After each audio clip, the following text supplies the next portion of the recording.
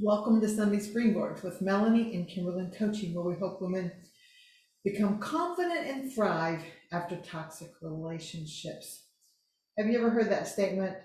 Your mind is an unsafe neighborhood. Don't go there alone. I can really relate to that one, and maybe some of you can too.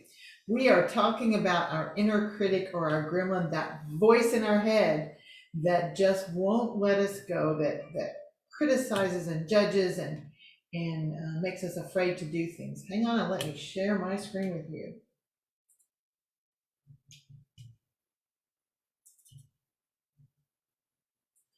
All right, so last week we talked about how to decide, is this the inner critic or the gremlin or the judge, or is this me? Is this my own words helping me, or is this that voice in my head that is really trying to squelch me and put me down in a box and keep me from living that powerful, beautiful life that we know that we want and can have and should have?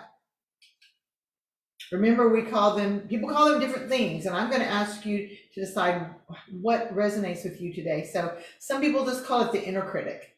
You might see this as your school marm, maybe a critical parent or something like that. Some people call it the judge, and this judge is always just mean, always mean. He gets you to judge yourself, and he gets you to judge others. The gremlin is the term that I learned at my life coaching school, and this is kind of the one that resonates with me. The gremlin is kind of something that like all came from the past, but the gremlin is kind of just trying to help you out.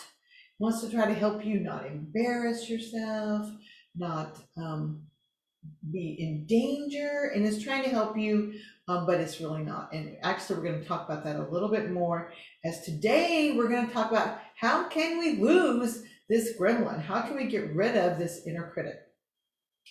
So today we're going to have an acronym of lose. So first we're going to label the inner critic or the gremlin.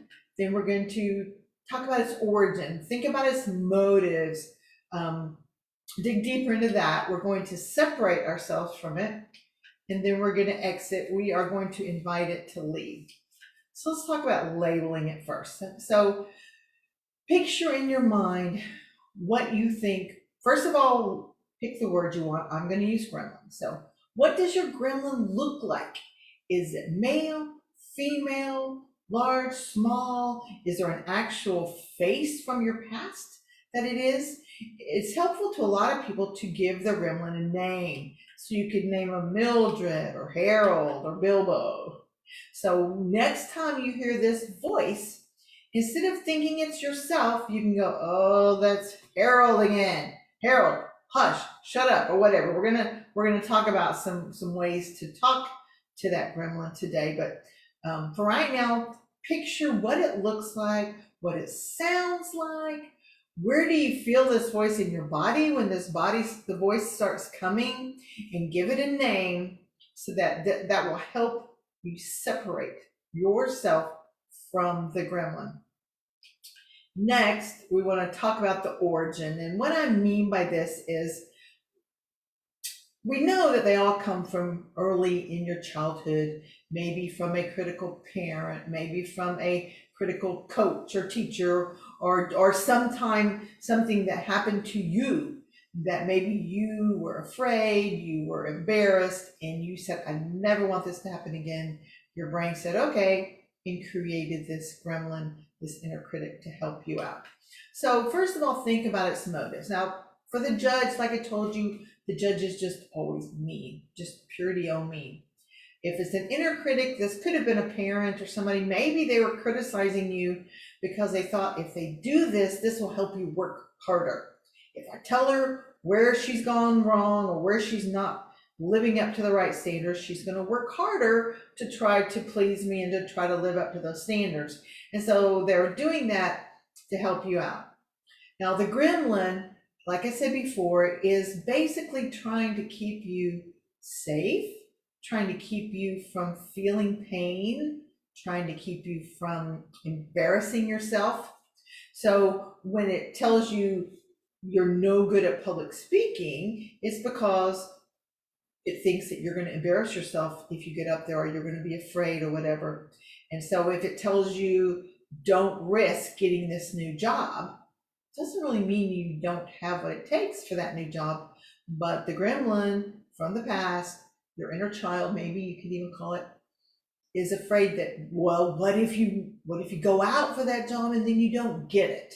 You're going to feel disappointed. You're going to feel some pain. This gremlin does not think that you are capable of dealing with pain, dealing with disappointment, dealing with hurt. So it's just trying to keep you safe, but it's keeping you small. It's keeping you playing small instead of playing big. So what we want to do with this gremlin is we want to give them another job. Okay, so your job was keep me safe, keep me from hurting or whatever. Give them another job. What can they do now? Maybe they can just help you figure out the best way to do things. Maybe they can give you the, do the Murphy's Law. And if they tell you the things that could go wrong, that's fine, because then you can figure out ways to counteract those. So maybe they can have a job of helping you plan things, whatever it is you want to take, the risks that you want to take. You can thank them for the help.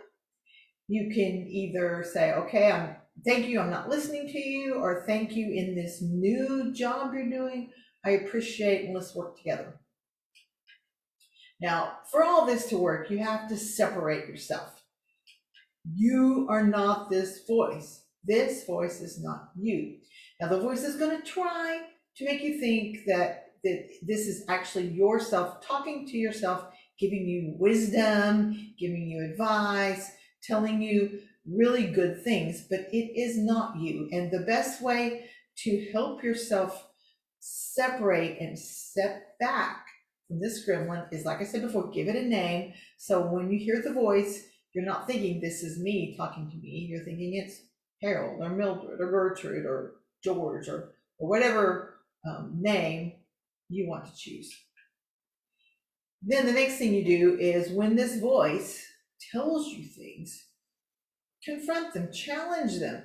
Are these things true or are they lies? If they're lies, challenge them. I heard someone just the other day say something that they had to do. And in my coach self, I wanted to say, how true is that you really have to do that?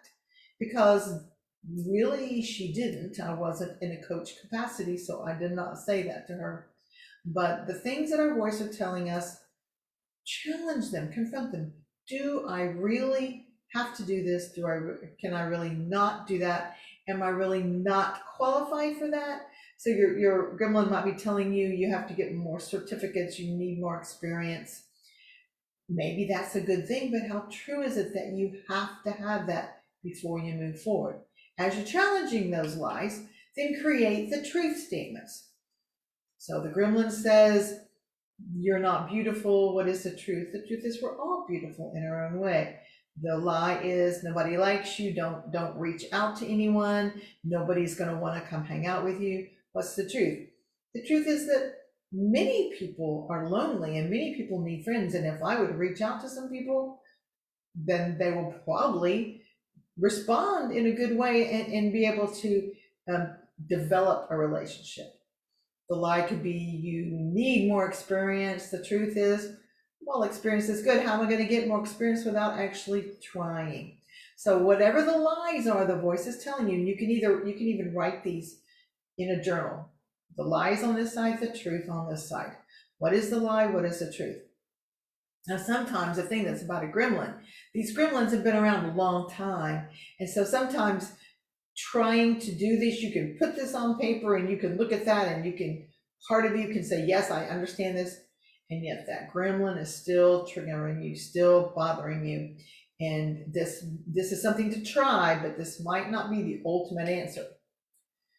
So you may just have to exit, just time to say bye, invite it to leave. Now, here are some ways, and you can come up with more. These are ways that we're not going to actually, it's not like we're actually confronting them, we're actually just kind of ignoring them, right? So it's like you're on a bus, all the kids in the back are being wild and crazy. You can either get up and fight with them, you can try to kick them off the bus, they won't go, it's just you, or maybe you just ignore them and move on.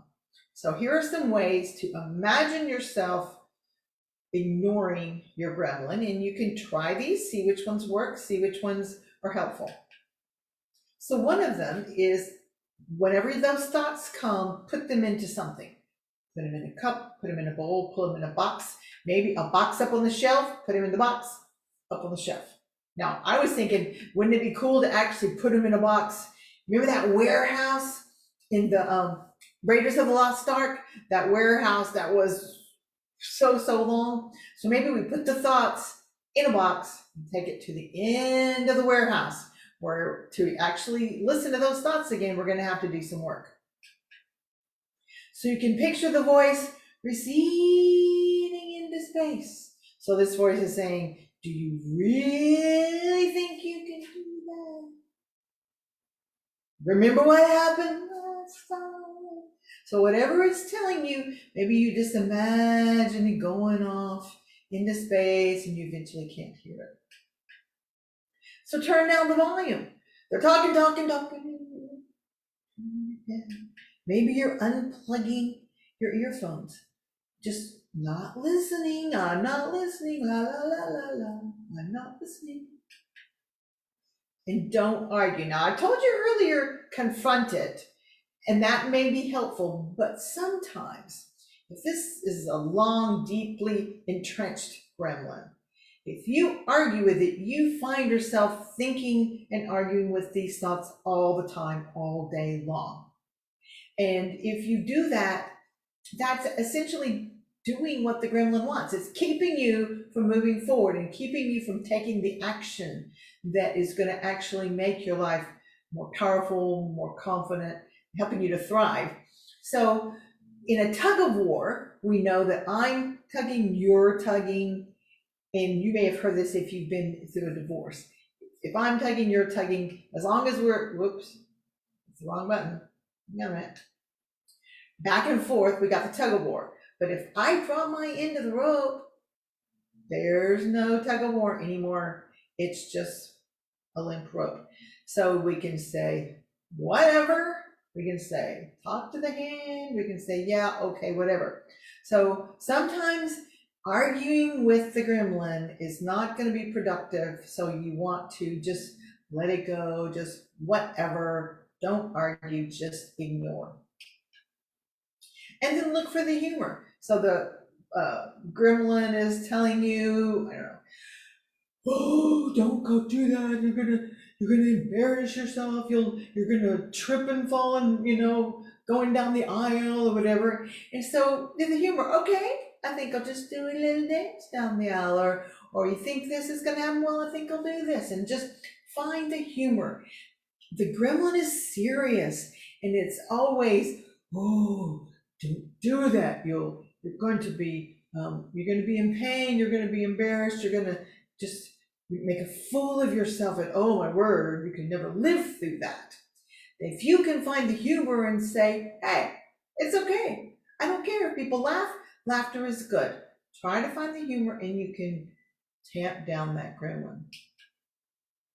Then again, you can just say, thanks, appreciate your advice, but I got this one covered. I don't need you. See you later.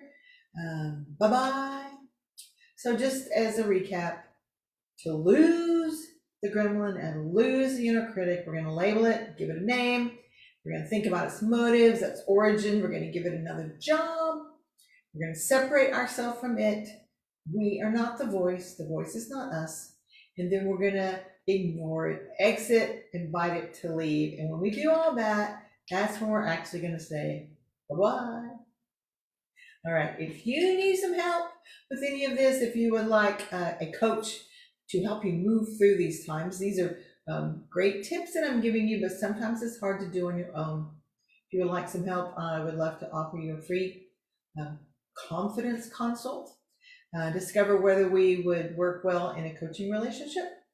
In the show notes, there's a link where you can schedule a free coaching session and contact me in any way, and I'd love to visit with you.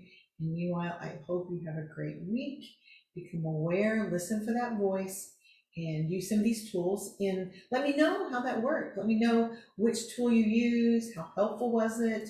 Obviously, you're not going to be proficient at this at the very beginning. It takes time, it takes practice, it takes figuring out which ones work for you. All right, I'm out of here. Have a great week. Bye-bye.